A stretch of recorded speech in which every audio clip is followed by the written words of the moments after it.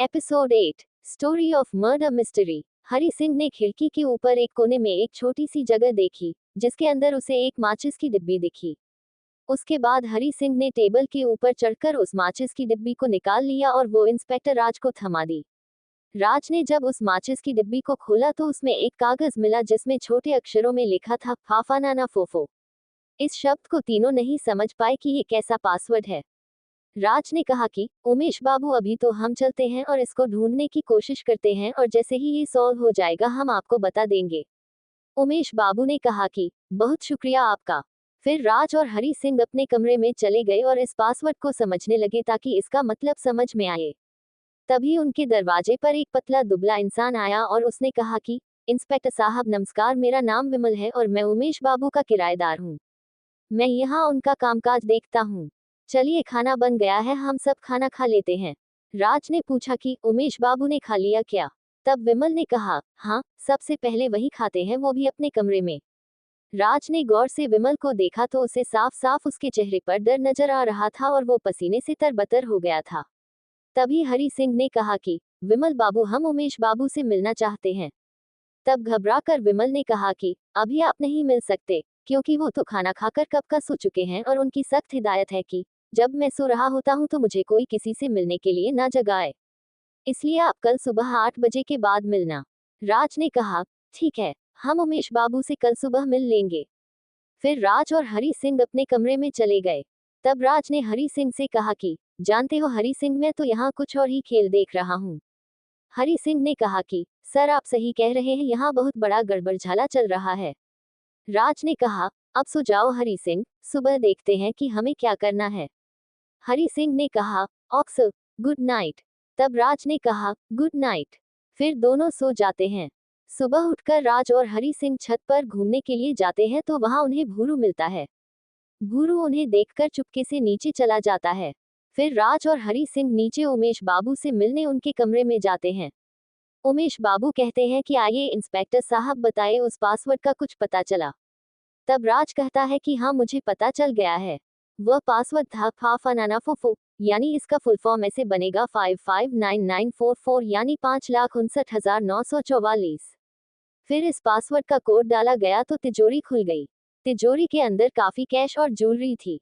तब राज ने कहा अब हम चलते हैं, आपका काम हो चुका है। तब उमेश बाबू उन्हें बहुत धन्यवाद देते हैं। राज और हरी सिंह शहर लौटने का नाटक करते हैं। असल में वो उमेश बाबू के बगल वाले भूरू के कमरे में छुप जाते हैं। थोड़ी ही देर बाद वो उमेश बाबू के कमरे में घुसते हैं और खिड़की तथा लाइट खोलते हैं तो असली मुजरिम उनके सामने खड़ा होता है और वो तिजोरी से रुपए और जेवरात की चोरी कर रहा होता है। राज कहता है कि बहुत हो गया, अब तुम्हारा पर्दाफाश हो गया है, अब अपनी शक्ल हमें भी दिखाओ। जैसे ही वह उनकी तरफ मुड़ा और उसने अपना मास्क हटाया तो दोनों के होश उड़ गए। वो और कोई नहीं बल्कि वो था उमेश बाबू का बेटा सुधीर। राज कहता है कि मुझे तुम पर पहले ही शक था क्योंकि तुम, विमल और उमेश बाबू हमें कभी एक साथ नहीं दिखे थे और भूरू से मैंने सारा सच निकलवा लिया था। मैं तुम्हें चोरी करते हुए रंगे हाथों पकड़ना चाह रहा था। वो तुम आज पकड़े जा चुके हो। तब तक वहां राहुल और विजय गाड़ी लेकर आ चुके थे। उस गाड़ी में ये लोग सुधीर, उसके साथ कानपुर से आया वो अपराधी जिसे राज के फोन आने के बाद विजय ने कानपुर जाकर पकड़ा था, और उस तिजोरी को लेकर थाने आ जाते हैं। राज कहता है कि सुधीर अब सारा घटनाक्रम बताओ कि तुमने कैसे ये सब अंजाम दिया। तब सुधीर ने कहा कि मुझे शेयर मार्केट और गैम्बलिंग में भी पैसा लगाने का शौक था, लेकिन ज्यादा अनुभव ना होने के कारण दोनों में मेरा करीब 20 लाख रुपए का नुकसान हो गया। मैंने जिनसे अधिक ब्याज पर पैसे लिए थे उन्होंने मेरा जीना मुहाल कर दिया था।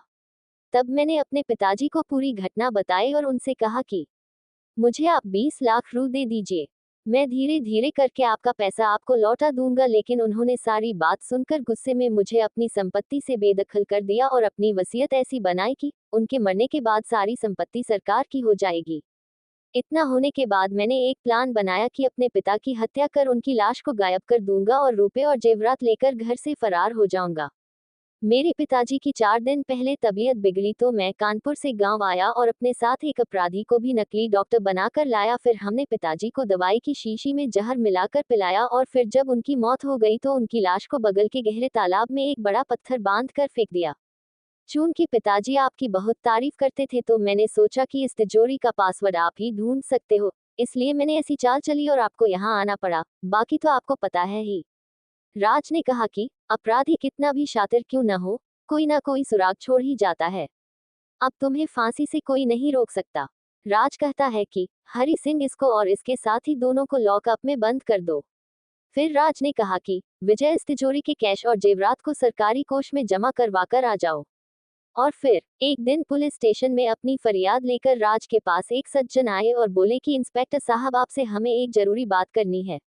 तब इंस्पेक्टर राज ने कहा कि कहिए क्या कहना चाहते हैं। फिर उस व्यक्ति ने कहा, मेरा नाम पंकज शरण है और मैं यहाँ से 10 किमी दूर लामपुर गांव में रहता हूँ। मेरे भाई का नाम सरोज शरण है और वो एक बहुत तेज दिमाग का आदमी है और उसने कई छोटे बड़े आविष्कार भी किए थे जिसे देखकर सभी लोग अचंभित थे।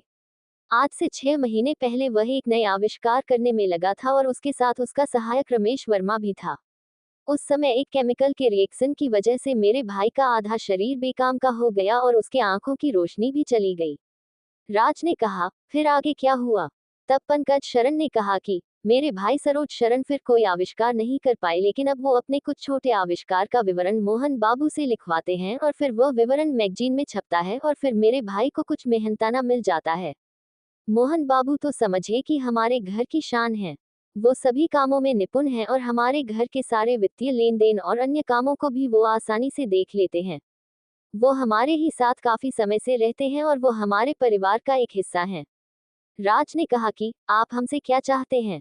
तब पंकज शरण ने कहा कि सर, मेरे भाई सरोज शरण एक नया आविष्कार कर रहे थे और उन्होंने कुछ पेपर तैयार किए थे जो कि कह सकते हैं कि वे महत्वपूर्ण कागजात थे और कुछ गहने और 50,000 रू मेरे भाई सरोज शरण के कमरे में रखी अलमारी के लॉकर से गायब हो चुके हैं। मैं चाहता हूं कि आप इस चोरी की रिपोर्ट लिखकर उस चोर को पकड़ लीजिए और हमें सारी चीजें वापस दिलाने का कष्ट करें। इसके लिए मैं आपका सदा आभारी रहूंगा। राज ने कहा कि ठीक है पंकज जी, हम रिपोर्ट लिख लेते हैं और आपके घर चलकर इस चोरी के मामले की जांच करके चोर को पकड़ने का प्रयास करते हैं। फिर राज ने चोरी की रिपोर्ट लिखी और विजय को अपने साथ लेकर पंकज शरण के घर पहुंच गया। घर का और अलमारी का पूरा मुआयना करने के बाद पंकज ने सरोज शरण से मुलाकात की। सरोज शरण ने राज से कहा कि इंस्पेक्टर साहब, मेरे वो पेपर, कुछ पत्नी के जेवरात और लगभग 50,000 रू को उस चोर ने मेरे कमरे में रखी अलमारी के लॉकर से गायब कर दिया है। अब आप ही मुझे वो मेरी बची खुची संपत्ति दिला सकते हैं। राज ने कहा कि आप घबराए नहीं, ये बताइए कि इस घर में कौन कौन रहता है और वो क्या काम करते हैं। तब सरोज शरण कहते हैं कि इस घर में कुल 6 लोग रहते हैं।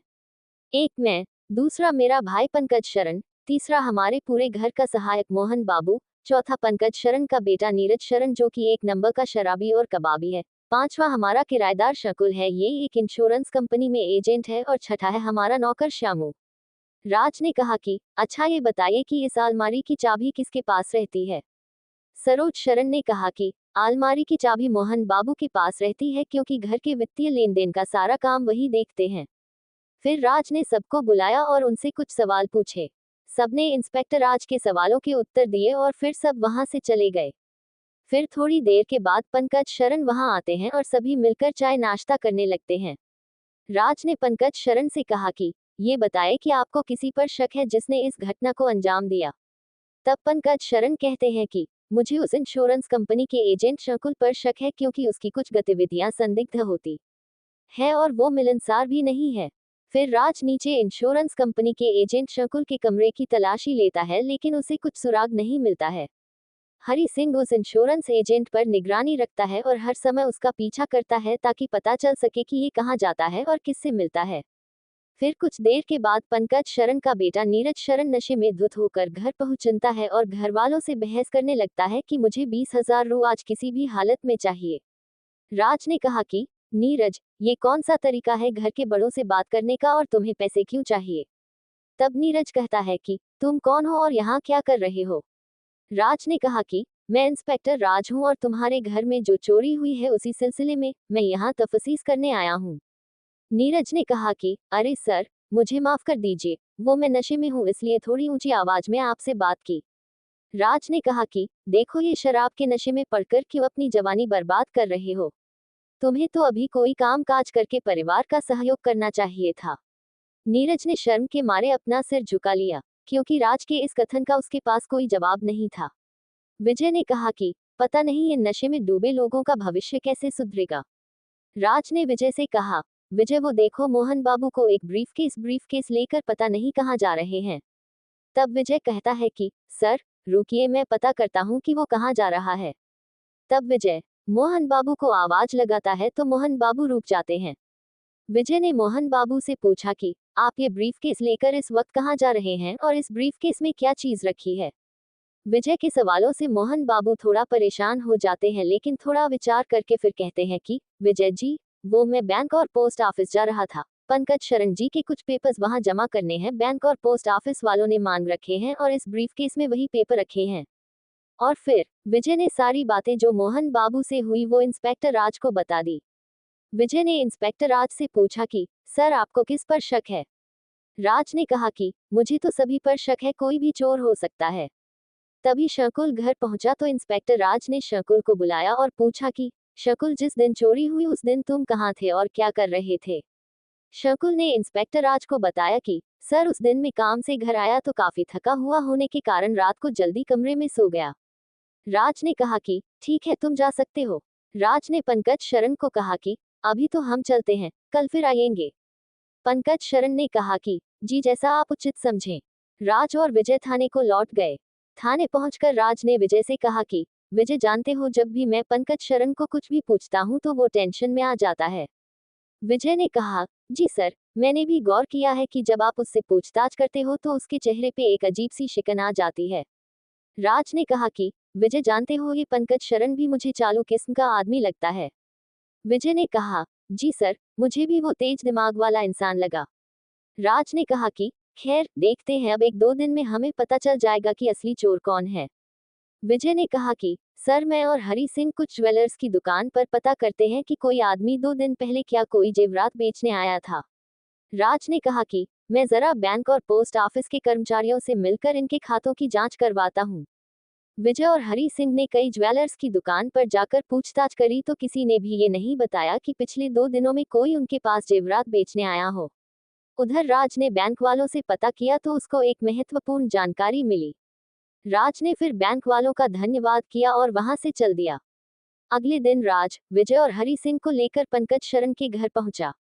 उनको देखकर पंकज शरण थोड़ा घबराया, लेकिन फिर अपने ऊपर काबू पाकर उसने कहा, आइए इंस्पेक्टर राज जी, आपका स्वागत है। बैठिए हुजूर, आपके लिए चाय नाश्ता मंगवाता हूँ।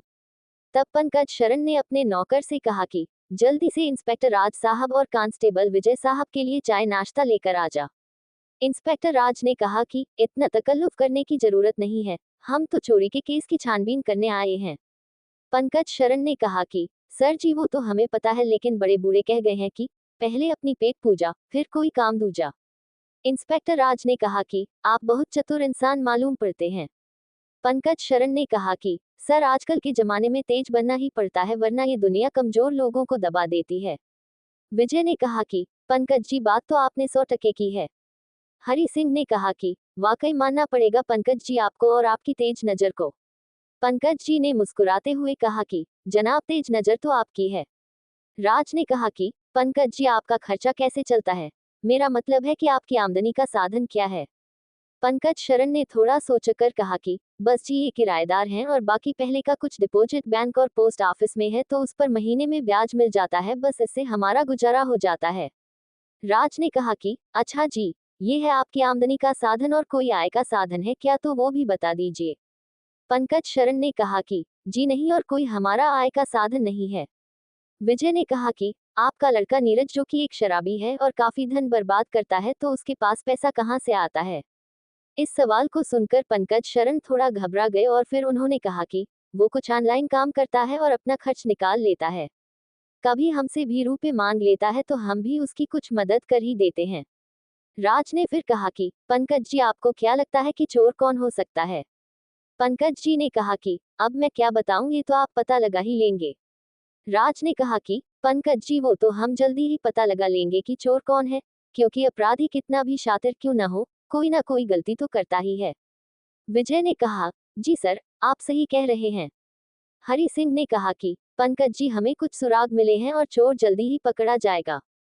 इतना सुनते ही पंकज शरण के होश उड़ गए और वो पानी लाने के बहाने वहां से उठकर बाहर चले गए। राज ने कहा कि हरी सिंह, देखो ये कहाँ गया। हरि सिंह ने कहा कि ठीक है सर, अभी इसका पीछा करता हूँ और देखता हूँ कि ये कहाँ जा रहा है। पंकज शरण चुपके से सरोज शरण के कमरे में गया और वह अलमारी की चाबी जो कि सरोज शरण के टेबल पर मोहन बाबू ने छोड़ दी थी उसे लेकर अलमारी खोलने लगा। तभी उसे एहसास हुआ कि कोई उसके पीछे खड़ा है। जैसे ही उसने पीछे मुड़कर देखा तो पीछे इंस्पेक्टर राज, विजय और हरि सिंह खड़े थे। राज ने कहा कि हरि सिंह गिरफ्तार कर लो इस असली चोर को, इसने ही वो महत्वपूर्ण कागज, जेवरात और 50,000 रू चुराए हैं। विजय ने कहा, पंकज जी आप सारा चोरी का घटनाक्रम बता दीजिए। तब पंकज ने बताया कि मेरे बेटे को नशे की लत पूरी करने के लिए रोज पैसे चाहिए होते थे, लेकिन मेरे पास जो पैसे होते थे उनमें से आधे पैसे मैं उसको दे दिया करता था, लेकिन जब उसको पैसे नहीं मिलते तो वह मुझसे लड़ाई करता था। मैं उससे बहुत तंग हो गया था। फिर मैंने एक दिन देखा कि मोहन बाबू अलमारी की चाबी उसी पर लगाकर भूल गए हैं, तो मैंने चुपके से अलमारी खोलकर सारी चीजें चुरा ली, जिसमें से 30,000 रू मैंने बैंक में अपने खाते में जमा करे और 20,000 रू नीरज को दे दिए। वो कागज और जेवरात मैंने छत पर एक सुरक्षित जगह पर छुपाकर रखे हैं। उसे राज के कहने पर हरि सिंह ने बरामद कर लिया। राज ने वो कागजात और जेवरात सरोज शरण और मोहन बाबू को सौंप दिए। उससे पहले पंकज शरण से एक 50,000 रू का चेक सरोज शरण के खाते में जमा करवा दिया। अब सरोज शरण और मोहन बाबू ने पुलिस टीम को बहुत धन्यवाद दिया। राज की टीम पंकज शरण को पकड़कर ले आई और उसे जेल में बंद कर दिया और फिर इंस्पेक्टर राज, कांस्टेबल विजय और हरि सिंह पुलिस स्टेशन में बैठकर अपना काम कर रहे थे। तभी इंस्पेक्टर राज को एक अननोन नंबर से कॉल आई। इंस्पेक्टर राज ने कॉल उठाए और बोले कि हेलो कौन। तभी उधर से किसी महिला की आवाज आई और वो रोते हुए बोली कि सर, मेरा नाम सविता है और मेरे पति सोहन का कत्ल कुछ बदमाशों ने कर दिया है, आप जल्दी आ जाइए। इंस्पेक्टर राज ने कहा कि आप मत घबराइए, आप अपना एड्रेस बताइए। तब सविता ने रोते हुए अपना एड्रेस इंस्पेक्टर राज को बताया। इंस्पेक्टर राज ने सविता से कहा कि आप मत घबराइए, हम अभी आपके पते पर आधे घंटे में पहुंचते हैं। फिर उधर से फोन कट हो गया। राज ने विजय और हरि सिंह को कहा कि चलो गाड़ी निकालो, हमें एक मर्डर की तफ्तीश करने इस लिखे हुए पते पर जल्दी पहुंचना है। फिर हरि सिंह ने गाड़ी स्टार्ट की और तीनों उस क्राइम प्लेस की ओर निकल पड़े। 20 मिनट में वो लोग क्राइम प्लेस पर पहुंच चुके थे। राज ने क्राइम प्लेस का निरीक्षण किया। उसके बाद राज ने सविता जी से पूछा कि आप पूरी तफसील से बताइए कि ये कत्ल कैसे हुआ और किसने किया। सविता ने अपने आंखों से आंसू पोंछते हुए कहा कि इंस्पेक्टर साहब, अभी 1 घंटे पहले की बात है। बिल्लू गैंग के 2 लोग, बाप और बेटे, 3:30 बजे दिन में हमारे घर में चोरी करने के लिए घुसे। इसके लिए उन्होंने डोरबेल बजाई। मैंने जैसे ही दरवाजा खोला उन्होंने मुझे पकड़कर स्टोर रूम में ले जाकर वहां रखी चेयर सीट से बांध दिया और मेरे मुंह पर एक टेप लगा दिया ताकि मैं कुछ ना बोल सकूं और कोई विरोध ना कर सकूं। फिर वो घर में लूटपाट करने लगे और उन्होंने हमारे घर में रखे फ्रिज से खाने पीने का सामान निकाला और वो भी उन्होंने पूरा खत्म कर दिया। तभी मेरे हस्बैंड सोहन आज जल्दी छुट्टी होने के कारण 4 बजे ही घर आ गए। फिर उनकी और बिल्लू गैंग के इन 2 बदमाशों के बीच मारपीट हुई और उन्होंने मेरे हस्बैंड की चाकू मारकर हत्या कर दी। उसके बाद मेरे घर का नौकर मंगू आया जो कि बाजार गया हुआ था। फिर उसने मेरे मुंह से टेप हटाया और मेरे हाथों में बंधी रस्सी खोली। तब मैंने आपको फोन किया और आप यहाँ आए। इंस्पेक्टर राज ने कहा कि आपके सिर पर ये चोट कैसे लगी। तब सविता ने उत्तर दिया कि उन कातिलों ने मुझे दरवाजा खोलते समय जोर से धक्का दिया था और फिर दीवार से मेरा सिर टकरा गया था जिससे मुझे ये चोट लगी थी। इंस्पेक्टर राज ने वो 2 प्लेट और 2 गिलास जिसमें उन कातिलों ने कुछ खाया पिया था और उस रस्सी को जिससे सविता को कुर्सी में बांधा गया था को एविडेंस पैकेट में संभाल कर रख लिया। इंस्पेक्टर राज ने लाश को पोस्टमार्टम के लिए और इन सुरागों को फोरेंसिक लैब में जांच के लिए भिजवा दिया। फिर उसने उस घर के नौकर मंगू को बाहर ले जाकर पूछा कि ये बताओ कि तुम्हारे मालिक और मालकिन में रिश्ते कैसे थे। तब मंगू ने डरते हुए कहा कि इंस्पेक्टर साहब, इन दोनों में नहीं बनती थी और रिश्ते काफी खराब हो चुके थे। आजकल हमारे मालिक रोज मालकिन की पिटाई भी किया करते थे। विजय ने पूछा कि तुम्हारी मालकिन का किसी के साथ कोई अफेयर तो नहीं था। मंगू बोला कि साहब, मालकिन का कॉलेज के समय का एक दोस्त है प्रणव, उसके साथ ही वह फोन पर घंटों बातें किया करती थी और अपना दुखड़ा उसको सुनाती थी। ये प्रणव आजकल कंप्यूटर हार्डवेयर का काम करता है और किसी कंप्यूटर सॉल्यूशंस नाम की कंपनी में काम करता है। बस साहब, मुझे इतना ही पता है। इंस्पेक्टर राज ने कहा कि ठीक है, अभी तुम जा सकते हो, लेकिन जरूरत पड़ी तो पूछताछ के लिए हम तुम्हें फिर बुलाएंगे और जब तक ये केस फाइनल नहीं हो जाता तब तक तुम ये शहर छोड़कर कहीं नहीं जाओगे। मंगू ने कहा कि जी सर, जैसा आपने कहा वैसा ही होगा। फिर मंगू वहां से चला जाता है और ये तीनों वापस पुलिस स्टेशन लौट आते हैं। विजय ने राज की तरफ देखकर कहा कि सर आप क्या सोच रहे हैं। राज ने कहा कि विजय, मुझे लगता है कि सविता झूठ बोल रही है क्योंकि उसकी आंखों में मुझे चालाकी नजर आ रही थी। विजय ने कहा कि मुझे भी उसकी इस मनगढ़ंत कहानी पर यकीन नहीं हो पा रहा है, और ऊपर से जब कातिल उसके हस्बैंड का कत्ल कर रहे थे तो वह उस कत्ल की चश्मदीद गवाह थी तथा सविता ने उन दोनों की शक्लें देख ली थी, फिर तो कातिलों ने इसका भी कत्ल करना था। उन्होंने सविता को जिंदा कैसे छोड़ दिया। राज ने कहा, एग्जैक्टली मैं भी यही सोच रहा था, और ये भी तो उसने कहा था कि जब उसने दरवाजा खोला तो उन्होंने उसे जोर से धक्का दिया और उसका सिर दीवार से टकरा गया, जबकि अगर उन्होंने उसे जोर से धक्का दिया होता तो वह दीवार से न टकराकर घर के भीतर जमीन पर गिरती। विजय ने कहा कि सर आपने बिल्कुल सही कहा, ये बात तो हमने गौर ही नहीं की थी।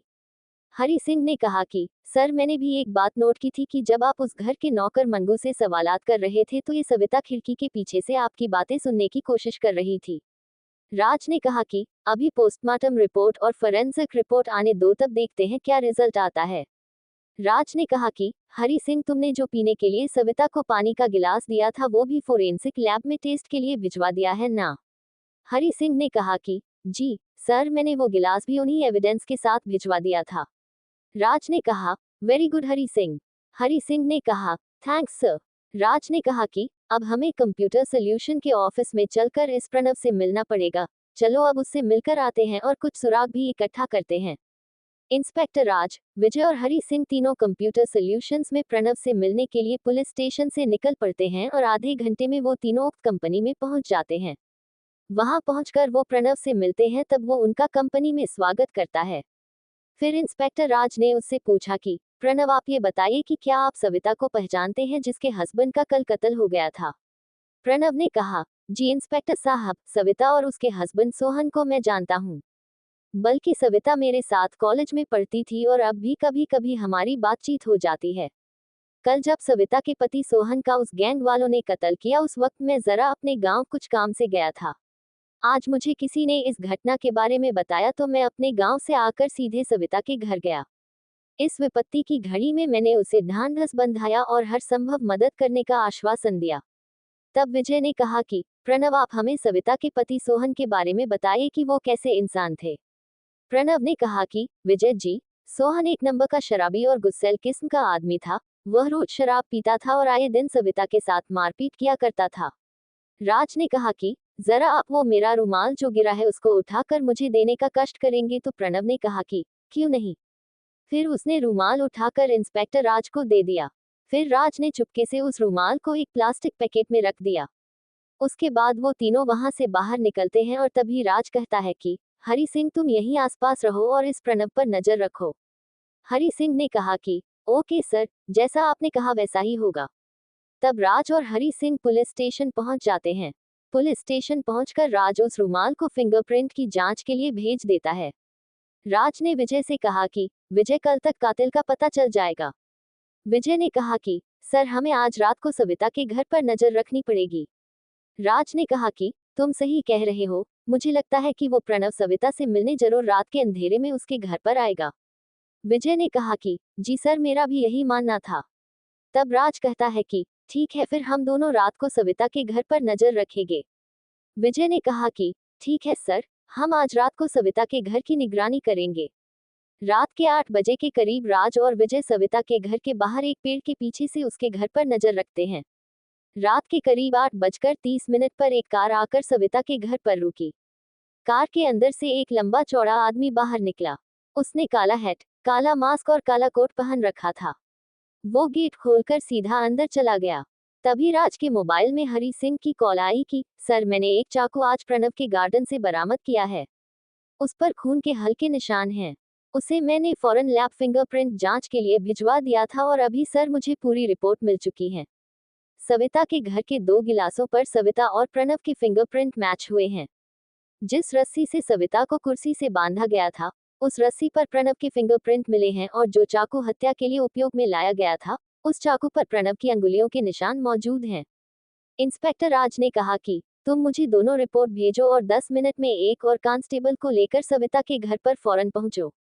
हरि सिंह ने कहा, ठीक है सर, मैं कांस्टेबल सुरेश को लेकर तुरंत पहुंचता हूं। राज ने कहा कि विजय कातिल यही आदमी है जो अंदर घुसा है और वो प्रणव है। हम इसे पकड़ेंगे, लेकिन पहले चुपके से इनकी बातें तो सुने कि ये आपस में क्या बातचीत कर रहे हैं। फिर राज और विजय सविता के घर में चुपके से प्रवेश करते हैं और एक कमरे में जाकर छुप जाते हैं। उस कमरे के बगल वाले कमरे में प्रणव और सविता बातचीत कर रहे होते हैं। प्रणव कहता है कि सविता, मुझे लगता है कि पुलिस को कल तक पता चल जाएगा कि हम दोनों ने मिलकर सोहन का कत्ल किया है। वो हमें कल पकड़ने आ सकती है, इसलिए तुम एक काम करो, तुम्हारे पास जितनी भी ज्वेलरी और पैसे हैं वो और अपने सारे कपड़े पैक करो। हमें आज यहाँ से दूसरे शहर दिल्ली जाना होगा, फिर वहां से तय करेंगे कि कहाँ जाना है। सविता ने कहा, ठीक है, मैं सब कुछ इकट्ठा करती हूँ। तभी हरि सिंह भी सुरेश को लेकर चुपके से कमरे में घुसा और इधर राज और विजय भी। फिर उन्होंने दोनों को अरेस्ट कर लिया और उन्हें थाने ले आए। राज ने कहा, सविता जी, आप ही बताए पूरा घटनाक्रम कि कैसे सब कुछ हुआ था। सविता ने कहा कि परसों दिन के 2 बजे दिन में प्रणव मुझसे मिलने आए और हम तब गपशप लगाने लगे, और फिर हमने कांच के गिलास में कोल्ड ड्रिंक पी और प्लेट में रखकर चिप्स और नमकीन खाए। तभी सोहन उस दिन ऑफिस से जल्दी घर आ गए थे। दरवाजा खुला होने के कारण वो अचानक अंदर आ गए। उन्होंने हमें गपशप लगाते देखा तो सोहन का दिमाग गर्म हो गया और उसने किचन में जाकर वहां से बड़ा चाकू लाकर प्रणव पर हमला कर दिया, लेकिन प्रणव बच गया और उसने तब पीछे से सोहन को पकड़ा तो इसी छीना झपटी में चाकू सोहन के पेट में घुस गया और तुरंत ही उसकी मौत हो गई। फिर हम काफी डर चुके थे, तब हमने ये सारा नाटक रचा। प्रणव ने यहाँ से भागने से पहले मुझे धक्का दिया और दीवार पर मेरा सिर टकराया तो मुझे ये सर पर हल्की फुल्की चोट लग गई। फिर उसने घर से भागने से पहले मुझे कुर्सी पर बांध दिया और उसके बाद की कहानी तो इंस्पेक्टर साहब आपको पता ही है। बस यही पूरा घटनाक्रम था जो आप जानना चाहते थे। राज ने कहा, विजय, इनको थाने ले जाओ और लॉकअप में बंद कर दो। इनकी सजा मुकर्रर होने तक ये सलाखों के पीछे ही रहेंगे। इंस्पेक्टर राज के मोबाइल पर एक फोन आया। तब इंस्पेक्टर राज ने फोन उठाया और कहा, हेलो, कौन बोल रहा है? तभी उधर से आवाज आई कि हुजूर, मैं पंकज पचौरी सोनापुर मोहल्ले से बोल रहा हूँ। आप जल्दी यहाँ मेरी बिल्डिंग पर आ जाइए, हमें आपकी मदद चाहिए। राज ने उनसे पता पूछा और फिर विजय को अपने साथ लेकर पंकज पचौरी की बिल्डिंग की ओर पुलिस स्टेशन से रवाना हो गए। थोड़ी ही देर में वो पंकज पचौरी की बिल्डिंग पर पहुंच गए। इंस्पेक्टर राज ने वहां खड़े एक शख्स को पूछा कि हमें पंकज पचौरी जी से मिलना है। उस शख्स ने कहा कि जी, मैं ही पंकज पचौरी हूँ। फिर दोनों ने एक दूसरे को अपना परिचय दिया और फिर पंकज, राज और विजय को लेकर तीसरे मंजिल पर अपने हाल में पहुंच गए। पंकज पचौरी ने कहा कि इंस्पेक्टर राज, ये हमारा हाल है। इसमें जब हमारे मेहमान आते हैं तब वो लोग यही ठहरते हैं, और जब हमारे दोस्त मिलने आते हैं तो हम लोग यहाँ बैठकर चाय नाश्ता का आनंद लेते हुए कभी कार्ड्स, कैरम, शतरंज वगैरह खेलते हैं। फिर वो थोड़ा रुक जाते हैं। विजय कहता है कि आगे की कहानी तो बताइए पंकज जी की, फिर आगे क्या हुआ? तब पंकज जी बताते हैं कि आज सुबह रविवार होने के कारण मेरे 3 और दोस्त रमन, पवन, चमन मेरे घर पर टाइम पास करने के लिए आए थे। उसके बाद हम लोग चाय नाश्ता को एंजॉय कर रहे थे और कैरम गेम को खेल रहे थे। तभी मेरा नौकर दीनू आता है और वो कहता है कि चमन जी, दूसरे कमरे में आपका मोबाइल छूट गया है और उसमें कॉल आ रही है। चमन दूसरे कमरे में कॉल रिसीव करने जाते हैं तो 15 मिनट तक जब वो वापस नहीं आते हैं तो हम आपस में कहते हैं कि चमन को 15 मिनट हो गए हैं फोन पर बात करते हुए, वो अभी तक क्यों नहीं आया। फिर हम तीनों लोग दूसरे कमरे में जाकर देखते हैं तो हमें वहां चमन नहीं दिखाई दिया। फिर हमने पूरी बिल्डिंग को छान मारा और वॉचमैन को भी पूछा तो उसने ये कहा कि चमन जी जब से बिल्डिंग के अंदर गए हैं तो उसके बाद से वो बाहर नहीं आए हैं। अब इंस्पेक्टर साहब, आप ही चमन के गायब होने की जांच करिए कि वो गया तो गया कहाँ। इंस्पेक्टर राज ने कहा, ठीक है, हम जांच शुरू करते हैं कि चमन कहाँ गायब हो गया है और अभी किस हाल में है। विजय ने पूछा कि बाय द वे, ये मिस्टर चमन करते क्या हैं? रमन ने कहा कि उनका फ्रूट एक्सपोर्ट का बिजनेस है और वो सेब, अनार, नाशपाती, अमरूद, मौसमी वगैरह फलों का पूरे इंडिया एवं नेपाल, भूटान, श्रीलंका, मॉरिशस में एक्सपोर्ट किया करते थे और उनका बिजनेस काफी बढ़िया चल रहा था। इंस्पेक्टर राज ने कहा कि रमन, आप क्या करते हैं? तब रमन ने कहा कि मेरा गारमेंट्स का बिजनेस है और ईश्वर की कृपा से कारोबार चंगा चल रहा है जी, कोई दिक्कत नहीं है। विजय ने पवन से पूछा कि आप क्या करते हैं पवन जी? तब पवन ने कहा कि मैं एक बिल्डर हूं और मेरा काम भी फिलहाल अच्छा चल रहा है। इंस्पेक्टर राज ने कहा कि पंकज जी, अब आप भी बता दीजिए कि आप क्या करते हैं। तब पंकज जी ने बताया कि मैं एक प्रॉपर्टी डीलर हूँ और फिलहाल अपना काम भी ठीक ठाक चल रहा है। इंस्पेक्टर राज ने कहा कि पंकज जी ये बताइए कि आपके इस बिल्डिंग में कितने किराएदार हैं। पंकज जी ने कहा कि इंस्पेक्टर साहब, अभी हम तीसरे फ्लोर पर हैं जिसमें केवल मैं और मेरा नौकर दीनू रहते हैं, और इसके नीचे दूसरे फ्लोर पर नीना जी रहती हैं और वो एक कॉल सेंटर में काम करती है। फिर उसके नीचे फर्स्ट फ्लोर पर 2 दुकानें हैं, एक ग्रोसरी आइटम्स और एक स्टेशनरी आइटम्स की दुकान है। फिर उसके नीचे ग्राउंड फ्लोर में पार्किंग है और उसमें वॉचमैन के रहने के लिए एक छोटा सा कमरा है। इंस्पेक्टर राज ने कहा कि अब पंकज जी ये बताइए कि आपके ये तीनों दोस्त कितने बजे आपके घर आए थे और चमन कितने बजे फोन रिसीव करने गए, कुछ अंदाजा है आपको तो बता दीजिए। पंकज जी ने कहा कि इंस्पेक्टर राज, ये तीनों लोग सुबह लगभग 10 बजे के आसपास मेरे घर पर आए थे और फिर करीब 1 घंटे के बाद तकरीबन 11 बजे के आसपास हमारे नौकर दीनू ने हाल में आकर चमन से कहा कि आपका मोबाइल बाहर के कमरे में रिंग हो रहा है, आप वहां जाकर मोबाइल पर बात कर लीजिए। इसके बाद चमन उठकर मोबाइल पर बात करने चला गया और तब से ही वह लापता है। विजय ने कहा कि हमें आप लोग पूरी बिल्डिंग को दिखाइए ताकि हम इस केस की जांच पूरी कर सकें। पंकज जी ने कहा कि आप दोनों मेरे साथ आइए, मैं आपको इस पूरी बिल्डिंग को दिखाता हूँ। उसके बाद वो पंकज जी के साथ पूरी बिल्डिंग को देखने चले जाते हैं। आज रविवार होने के कारण फर्स्ट फ्लोर की ग्रोसरी और स्टेशनरी की दुकानें तो बंद थी। फिर वो सेकंड फ्लोर पर जाते हैं और वहां नीना जी से मिलते हैं। नीना कहती है कि आइए पंकज जी, आज आप किस काम से आए हैं और आपके साथ ये कौन है। तब पंकज जी ने कहा कि मेरे साथ ये है इंस्पेक्टर राज, उनकी बाईं तरफ है कांस्टेबल विजय और उनके बगल में है मेरे दोस्त रमन और पवन, ये आपसे कुछ पूछना चाहते हैं। इंस्पेक्टर राज ने कहा कि नीना जी, आप हमें ये बताइए कि आज सुबह 10:30 बजे से लेकर 11:30 बजे तक आप कहाँ थी। तब नीना कहती है कि मेरी कल नाइट शिफ्ट थी तो मैं आज सुबह 6 बजे घर पहुंची और घर आते ही मैं सो गई। बस 10 मिनट पहले ही मैं उठी हूँ, लेकिन आप ये मुझसे क्यों पूछ रहे हैं इंस्पेक्टर साहब। इंस्पेक्टर राज ने कहा कि पंकज जी के एक दोस्त चमन आज सुबह 11 बजे से इस बिल्डिंग से लापता हैं और हम उन्हीं की तलाश कर रहे हैं और इस बिल्डिंग में मौजूद हर एक शख्स से पूछताछ कर रहे हैं। फिर वो सब ग्राउंड फ्लोर पर आते हैं और वहां छानबीन करते हैं। उसके बाद वो वॉचमैन के छोटे से कमरे में पहुंचते हैं। वो वहां जो चीज देखते हैं तो उसे देखकर सबको अपनी आंखों पर विश्वास नहीं होता है। Thank you for listening. Like और कमेंट करना ना भूलें और मोर स्टोरीज के लिए सब्सक्राइब करें। मिलते हैं नेक्स्ट वीडियो में।